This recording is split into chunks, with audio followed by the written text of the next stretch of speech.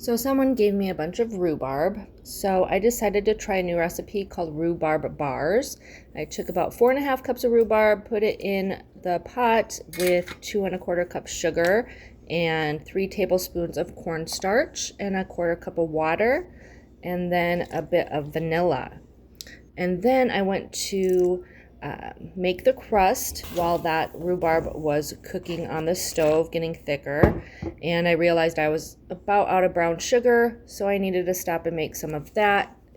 Basically, you just add some molasses to some sugar and you mix it up. And then after I mixed it up, I went on to make the crust for the bars, and that is 1½ cups of oatmeal with a cup of brown sugar, 1½ cups of flour, a half a teaspoon of baking soda, and then a cup of melted butter. You mix that all around. You put in some of the crust on the bottom of your pan. I had a 9x13 pan, and you bake that at 350 for about 10 minutes.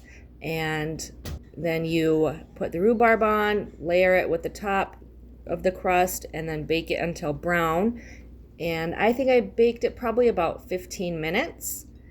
And then we had to test it out, and I think it turned out pretty good.